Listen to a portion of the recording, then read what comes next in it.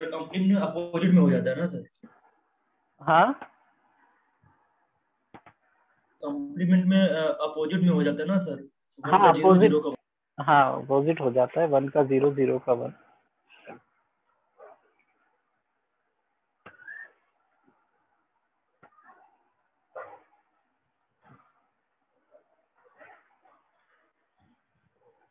तो अब बात करते हैं इंटरप्ट की। तो इंटरप्ट का मतलब क्या है कि एक तरह से ये कह सकते हैं कि माइक्रो प्रोसेसर को डिस्टर्ब किया जा रहा है कि आप जो करंट काम कर रहे हैं उसको छोड़ करके पहले हमारा काम करिए।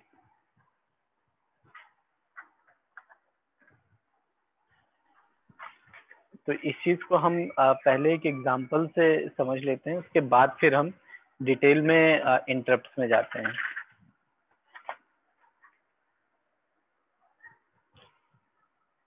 तो एग्जांपल हम ले लेते हैं कि सिचुएशन ये है कि आप एक बुक स्टडी कर रहे हैं एंड आपके पास में एक टेलीफोन रखा है, लैंडलाइन फोन, और बीच में अगर वो रिंग कर रहा है तो क्या सिचुएशन होगी। तो सबसे पहले तो एक चीज ये होनी चाहिए कि जो भी टेलीफोन सिस्टम पास में रखा है वो टेलीफोन सिस्टम आपका इनेबल्ड फॉर्म में होना चाहिए, एक्टिवेटेड होना चाहिए, स्विच ऑन होना चाहिए, तभी हम उसको यूज कर सकते हैं। सेकंड चीज एक और है कि रिसीवर आपके हुक पर रखा हुआ होना चाहिए। अगर आप लोगों ने लैंडलाइन फोन देखा होगा तो उसका जो रिसीवर होता है वो हमेशा एक हुक के ऊपर रखा रहता है, और इन दैट कंडीशन ओनली वो रिंग करेगा, अगर बाहर है तो वो रिंग नहीं करता है। तो पहली चीज तो ये हो गई। सेकंड चीज क्या है कि आपको हर समय टेलीफोन को देखना भी होगा कि टेलीफोन में कोई लाइट ब्लिंक तो नहीं कर रही है, मीन्स रिंग तो नहीं आ रही है। तो in the form of ring की रिंग नहीं बज रही है या कोई लाइट तो नहीं ब्लिंक कर रही है, दोनों ही केसेस में कॉल आ रही होगी। तो सेकंड चीज तो ये हो गई कि आपको टाइमली उसको चेक करते रहना है। अब मान लीजिए आपने उसको मतलब उसमें आपको रिंग सुनाई पड़ी या कोई लाइट ब्लिंक कर रही है, मीन्स की कॉल आ रही है। तो इन दैट केस आप क्या करेंगे, आप तुरंत रिसीवर उठा करके हेलो बोलेंगे और वेट करेंगे उसके रिस्पॉन्स का। अब आपने जैसे ही फोन को उठा लिया, आपके फोन की लाइन क्या हुआ, बिजी हो गई फोन की लाइन। अब उसमें कोई दूसरी कॉल नहीं आ सकती है जब तक कि आप रिसीवर को वापस उस पर नहीं रख देते हैं। अब नेक्स्ट स्टेप क्या होगा, अब ये अज्यूम कर लीजिए कि मान लीजिए आपकी किसी रूममेट की कॉल है और आपके रूममेट ने आपसे क्या कहा कि please shut all the Windows in my room. तो अब आप क्या करेंगे, आप जो बुक स्टडी कर रहे थे उस बुक में एक बुकमार्क लगाएंगे, मतलब पेज को फोल्ड कर दिया या कोई भी ऐसा पेन रख दिया बीच में, ऐसा बुकमार्क लगा दिया जिस भी पेज को आप रीड कर रहे हैं। उसके बाद में फिर आपने बुक को रख दिया, रिसीवर को भी हुक पे रख दिया फोन के, आप उठ करके गए, आपने विंडोज को क्लोज कर दिया, उसके बाद आप वापस आ गए। वापस आने के बाद में आपने बुक उठाई और वापस से उसी पेज पे जहां बुकमार्क किया था वहीं से आपने फिर से रीड करना स्टार्ट कर दिया। बहुत ही सिंपल सा काम है, लेकिन अगर स्टेप बाय स्टेप देख रहे हैं तो इतने सारे प्रोसेसेस हो गए। यही प्रोसेस माइक्रो प्रोसेसर भी करता है। अगर कोई इंटरप्ट आई तो वो इंटरप्ट को सबसे पहले एक्नॉलेज करता है कि हाँ भाई क्या है, क्या काम है। अब उसके बाद में काम कैसा है, काम अगर इम्पोर्टेंट है, लाइक कि जैसे जो विंडोज क्लोज करने का था कि हाँ भाई बारिश होने वाली है, विंडोज क्लोज करना जरूरी है, तो आपने क्या किया, आपने अपना करंट टास्क पॉज किया और आपने विंडोज क्लोज कर दी। क्योंकि बारिश होने वाली है तो विंडोज क्लोज करना एक इम्पॉर्टेंट टास्क है, आपने उसको परफॉर्म कर दिया। उसके बाद आके आप वापस बुक स्टडी करने लगे। तो इस तरह से हम किसी भी टास्क को परफॉर्म करते हैं। सेम चीज is with interrupt in micro processor.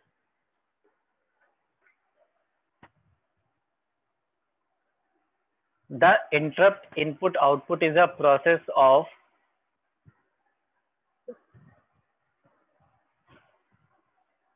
data transfer whereby an external device or a peripheral can inform the processor that it is ready for communication and it requests attention। तो इस तरह से कोई भी interrupt signal micro processor के पास में आता है।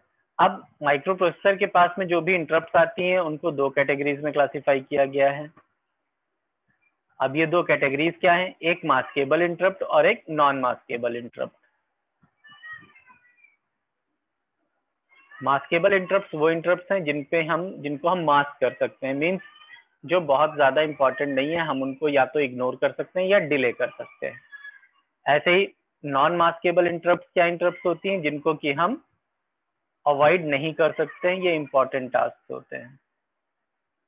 तो 8085 हैज 4 मास्केबल इंटरप्ट, यानी टोटल 4 मास्केबल इंटरप्ट हैं और एक नॉन मास्केबल इंटरप्ट है जिसे शॉर्ट में NMI बोला जाता है।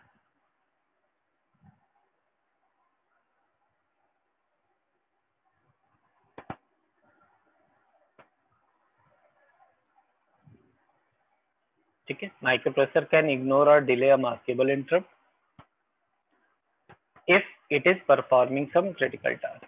ओनली इन दैट केस कि माइक्रोप्रोसेसर के पास भी कोई इंपॉर्टेंट टास्क है तो वो इग्नोर या डिले कर सकता है मास्केबल इंटरप्ट को।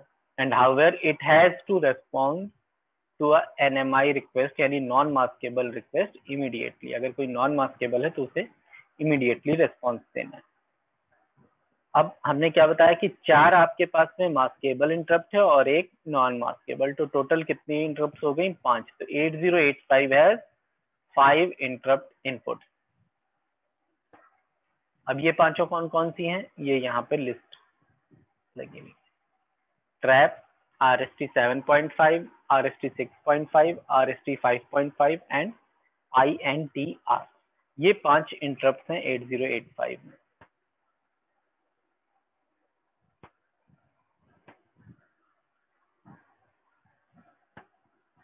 तो out of these 5 interrupts, the trap interrupt has the highest priority, followed by RST 7.5, 6.5, 5.5 and जो लास्ट में INTR लिखी हुई है, this interrupt is of lowest priority। तो जो हमने यहाँ पर लिस्ट इंक्लूड की है वो priority वाइज ही लिस्ट इंक्लूड की हुई है।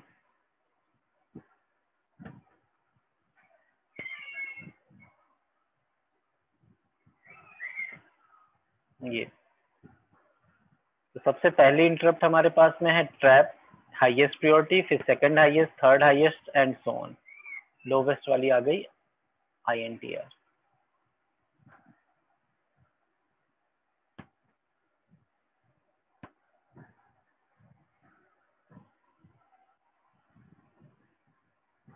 तो प्रायोरिटी क्यों डिसाइड करनी पड़ी, क्योंकि ये सारे इंटरप्ट अलग अलग पिन इनके लिए डेडिकेटेड हैं और ये पॉसिबिलिटी भी हो सकती है कि ये सारे इंटरप्ट एक साथ अगर हो, एक साथ आ जाएं, या इनमें से कोई 2-3 इंटरप्ट एक साथ आ गई। तो in that case as per priority micro processor interrupt को पिक करेगा और एग्जीक्यूट करेगा।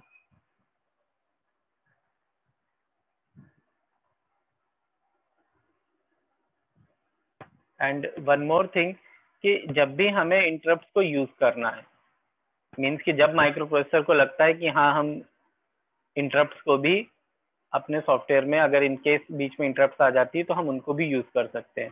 तो इन दैट केस जो भी सॉफ्टवेयर है उसमें हम इंटरप्ट इनेबल सिग्नल का यूज करते हैं टू इनेबल द इंटरप्ट, क्योंकि जब तक हम उन इंटरप्ट पिंस को इनेबल नहीं रखेंगे तब तक उनमें कोई भी सिग्नल आएगा तो वो माइक्रो प्रोसेसर तक नहीं पहुंचेगा, माइक्रो प्रोसेसर उसको रिसीव नहीं करेगा और अकॉर्डिंगली वर्क नहीं करेगा।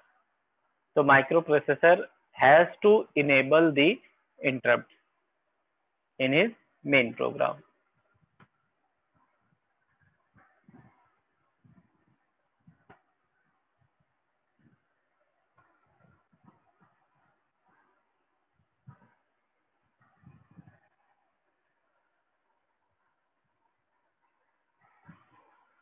इसके बाद फिर एक कैटेगराइजेशन और है हार्डवेयर एंड सॉफ्टवेयर इंटरप्ट का। मतलब कि अगर इंटरप्ट जो है वो हार्डवेयर डिवाइसेस यानी जो भी इनपुट आउटपुट डिवाइसेस हैं उनके थ्रू इंटरप्ट कॉज हो रही हैं, जनरेट हो रही हैं, तो वो फिर हार्डवेयर इंटरप्ट हो गई। इसी तरह से सॉफ्टवेयर इंटरप्ट क्या हो जाएगी कि नॉर्मल ऑपरेशन माइक्रो प्रोसेसर का चल रहा है and in that case it is interrupted by abnormal internal conditions, कुछ इंटरनल ऐसी कंडीशंस आ गई जिनकी वजह से माइक्रो प्रोसेसर को इंटरप्शन हुआ है, या कोई अदर स्पेशल कंडीशंस है। तो ऐसी जो इंटरप्ट्स होंगी उनको फिर हम सॉफ्टवेयर इंटरप्ट्स कहेंगे।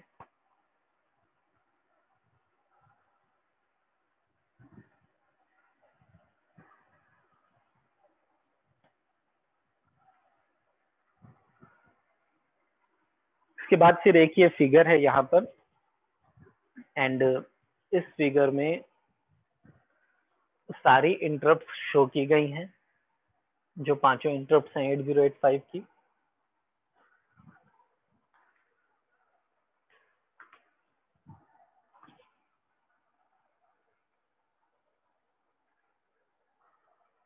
अब इंटरप्ट के केस में क्या होगा कि जो भी इंटरप्ट आ रही है,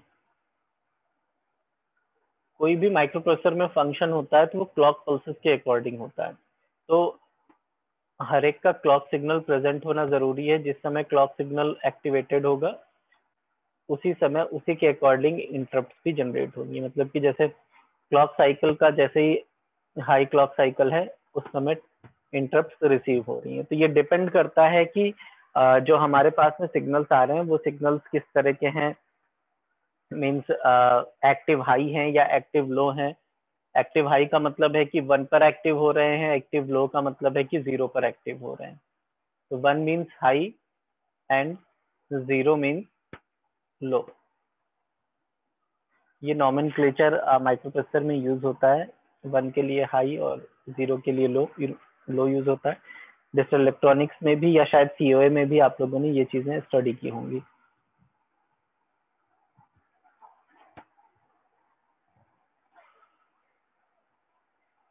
अब बात करते हैं इन इंटरप्ट की। पांचों इंटरप्ट यहाँ पर प्रेजेंट है। अब ये जो इंटरप्ट हैं इनमें ये जो रेस्ट 4 इंटरप्ट हैं इनके साथ में कुछ सर्किटरी लगा हुआ है, बिकॉज यहाँ पर हमें प्रायोरिटी देखनी है और इनको हम मास्क कर सकते हैं तो इनकी मास्किंग भी देखनी है हमें। तो ये सारी चीजें डिसाइड करने के लिए कुछ डिजिटल सर्किट्स का यूज होता है, उनके थ्रू हम डिसाइड करते हैं। और जब बात ट्रैप इंटरप्ट की आती है तो because it is of highest priority, तो इसको हमने देखिए इसमें कोई भी सर्किट नहीं लगा हुआ, ये डायरेक्टली यूज होती है।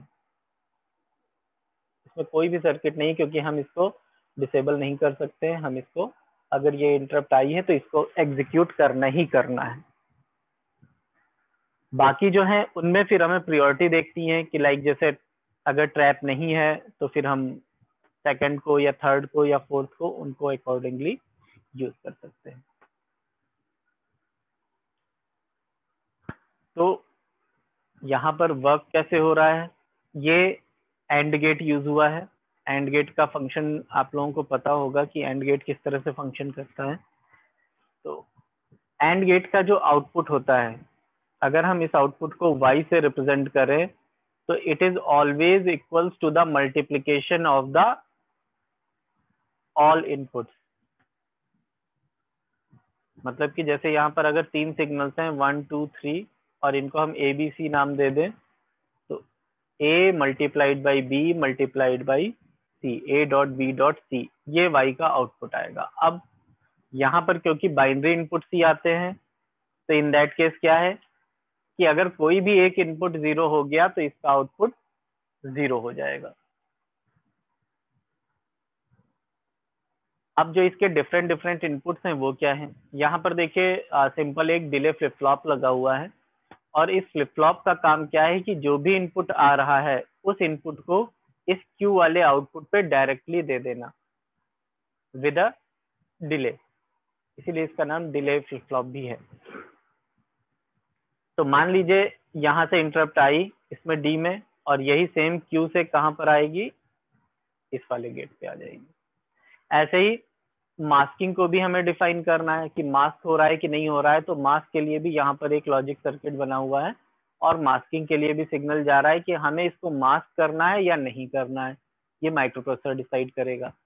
एंड जो थर्ड सिग्नल यहाँ पर आ रहा है,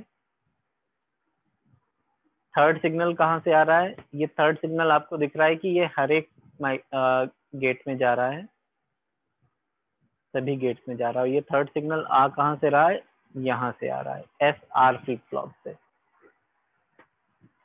तो SR फ्लिप फ्लॉप में क्या है, इस फ्लिप फ्लॉप के थ्रू हम EI और DI ये दोनों सिग्नल प्रोड्यूस कर रहे हैं इस फ्लिप फ्लॉप के थ्रू। EI का मतलब हो गया इंटरप्ट को इनेबल करना है, DI का मतलब है कि इंटरप्ट को डिसेबल करना है।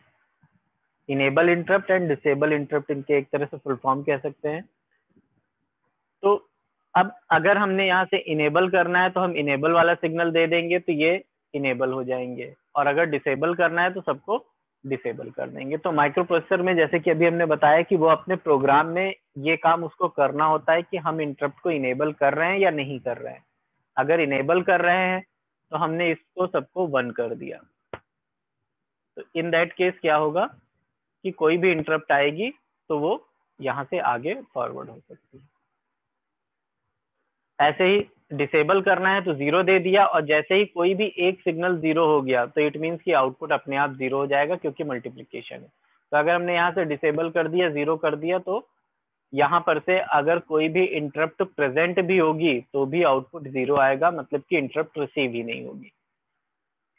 अब सेकंड ये बीच वाले इनपुट की बात करते हैं। तो बीच वाले इनपुट में क्या है कि ये मास्किंग के लिए है, तो ये माइक्रो प्रोसेसर डिसाइड करेगा कि उसे मास्क करना है कि नहीं मास्क करना है।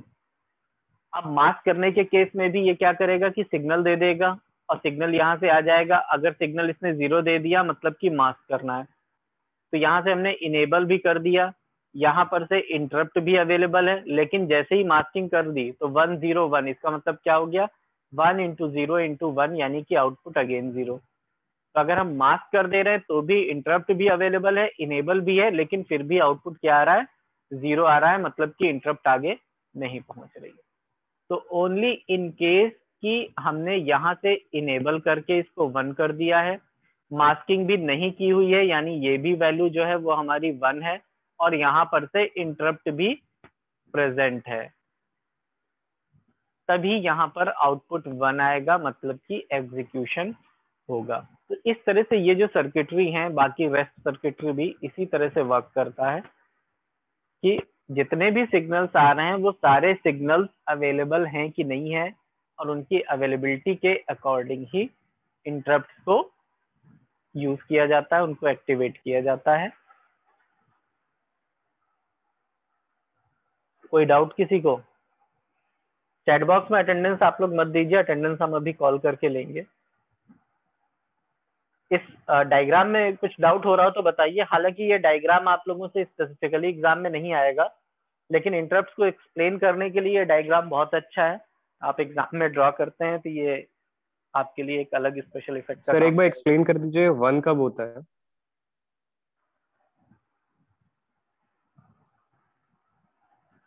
वन सर जब तीनों में सर 1 हो 0 ना हो तब सर 1 होगा ना उसके। देखिए 1 का केस का मतलब क्या है कि प्रेजेंस, सिग्नल की प्रेजेंस का मतलब है 1। तो प्रेजेंस का मतलब क्या है कि जैसे कि ये वाला सिग्नल हम मान लेते हैं, ये हर एक के लिए है, हम एक को एक्सप्लेन कर दे रहे हैं, उसी के अकॉर्डिंग सभी हैं। तो जैसे इस सिग्नल को मान लेते हैं कि अगर ये सिग्नल 1 है तो 1 का मतलब है कि इंटरप्ट RST 7.5 प्रेजेंट है, और अगर ये 0 है तो इसका मतलब है कि प्रेजेंट नहीं है। ऐसे ही यहाँ पर अगर हम मास्किंग कर रहे हैं, ठीक, तो जब हम मास्किंग कर रहे हैं तो उस केस में हम क्या करेंगे, इस सिग्नल को 0 कर देंगे। मास्क का मतलब क्या है कि हमें इंटरप्ट को यूज नहीं करना है, तो हमें इस सिग्नल को यहाँ पर 0 करना होगा। इसीलिए देखिए मास्क के लिए सिग्नल जैसे ही यहाँ पर दिया गया तो ये बबल लगा हुआ है, बबल के थ्रू ये 0 हो जाएगा। और ऐसे ही इनेबल अगर किया हुआ है तो इनेबल के केस में भी यहाँ पर आपको 1 रिसीव होगा अगर इनेबल है, और अगर डिसेबल है तो यहाँ सिग्नल 0 प्रेजेंट होगा। और क्या पूछना चाह रहे थे बताइए?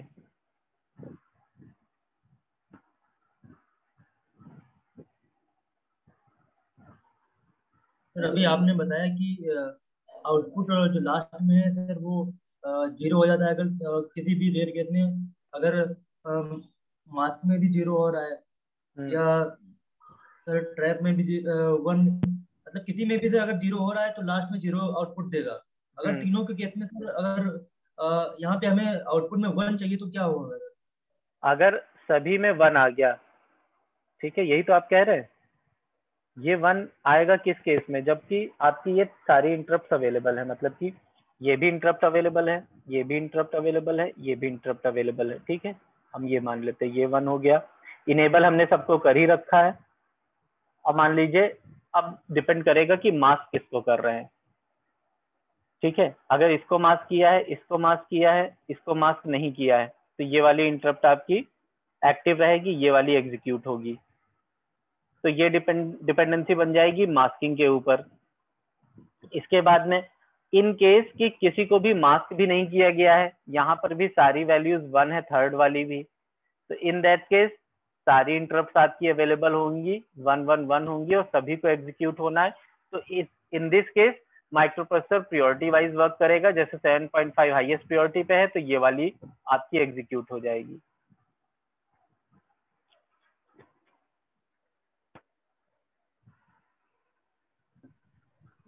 Excuse me sir. हाँ रवि बताइए। सर ये डिले फ्लिप फ्लॉप हम लोग का RST 7.5 में ही सर होता है या बाकी 6.5 5.5 में भी होता है? सिर्फ या सर उसमें होता है 7.5? RST 7.5 में ही सिर्फ होगा, इसका रीजन अभी हम आपको बताएंगे।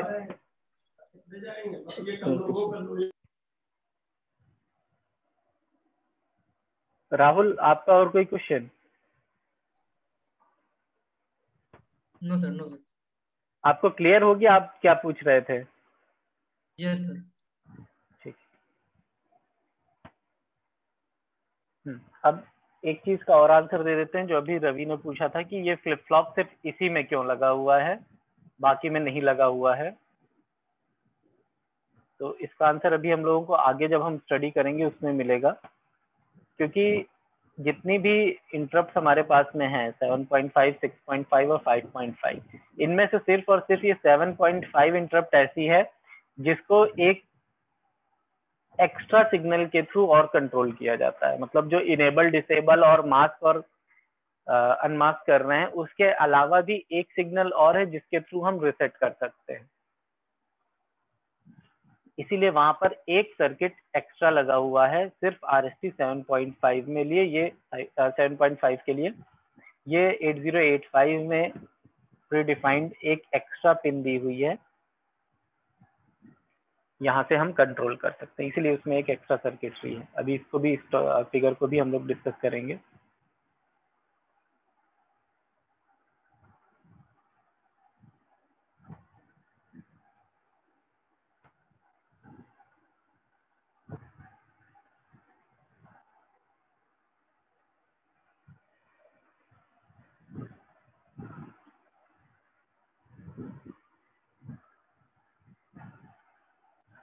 अब इंटरप्ट कॉल लोकेशंस की बात करते हैं कि इंटरप्ट कॉल लोकेशंस क्या है। ये बहुत ही इंपॉर्टेंट चीज है इंटरप्ट कॉल लोकेशन, क्योंकि जैसे माइक्रो प्रोसेसर में हो गया तो हमारे पास में ये 5 सिग्नल्स हैं। पांचों सिग्नल में हमारे पास में सिर्फ और सिर्फ सिग्नल रिसीव होगा कि इंटरप्ट आई है, यस और नो। तो माइक्रो प्रोसेसर को केवल इंटीमेट करने के लिए ये सिग्नल्स हैं कि इंटरप्ट है। अब इंटरप्ट तो आ गई, अब इंटरप्ट के बाद माइक्रो प्रोसेसर को काम क्या करना है ये भी बताना जरूरी है, क्योंकि ट्रैप जैसे है, और ट्रैप हमारा मतलब सबसे ज्यादा हाईएस्ट प्रियोरिटी का है कि उसको हमें एग्जीक्यूट करना ही करना है। लेकिन उस सिग्नल के आने के बाद में जो एग्जीक्यूशन होना है वो क्या एग्जीक्यूशन होना है, ये माइक्रो प्रोसेसर को कैसे पता चलेगा? इसके लिए इंटरप्ट कॉल लोकेशंस होती हैं।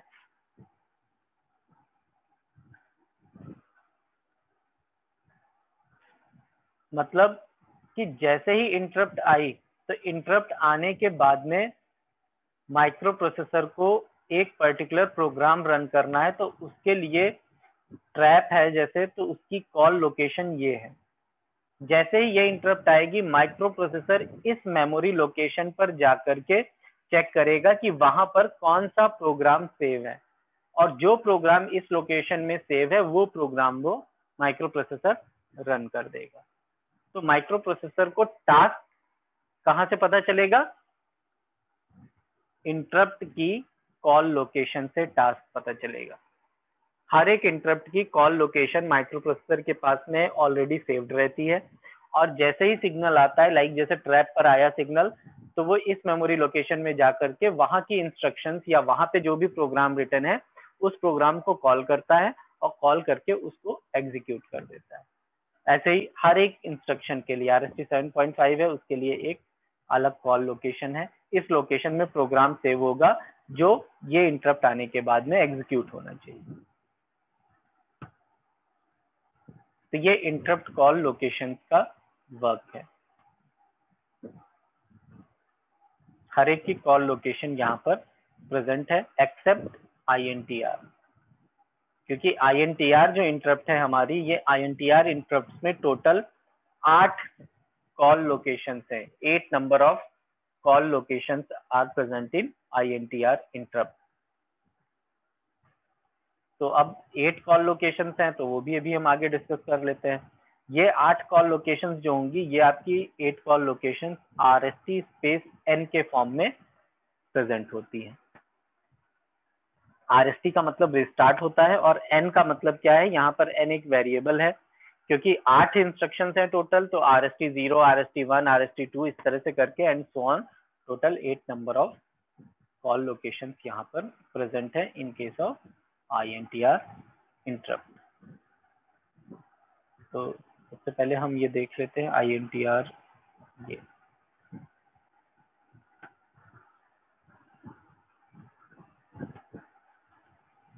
ये कॉल लोकेशंस गिवन है यहाँ पर इन केस ऑफ INTR।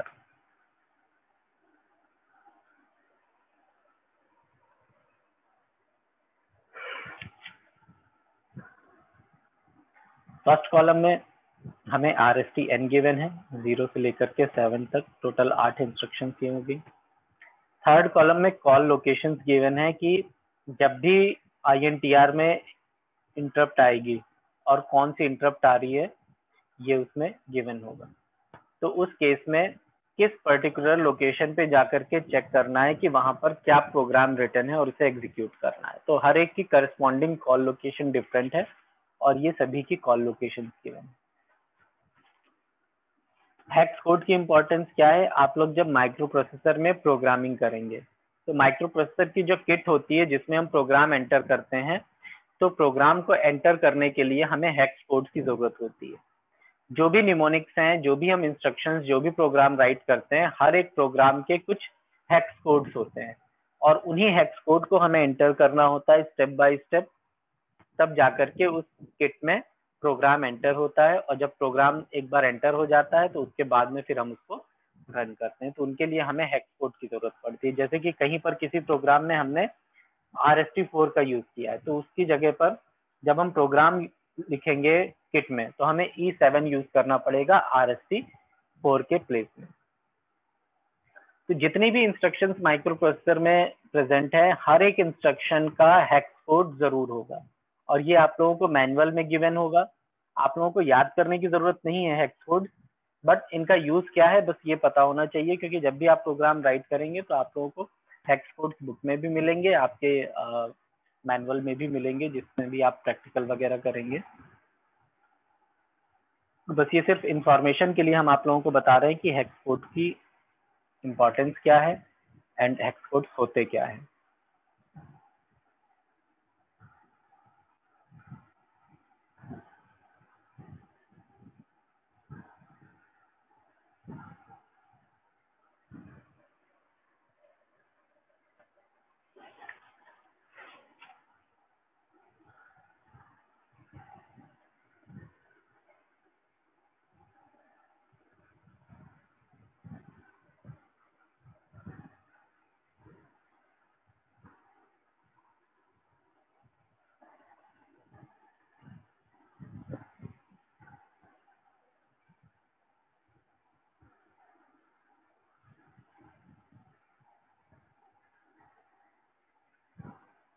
आप लोग क्लास रिज्वाइन कर लीजिए, तो अटेंडेंस ले लेते हैं, फिर बाकी देख लेते हैं और क्या क्या डिस्कस आज कर सकते हैं।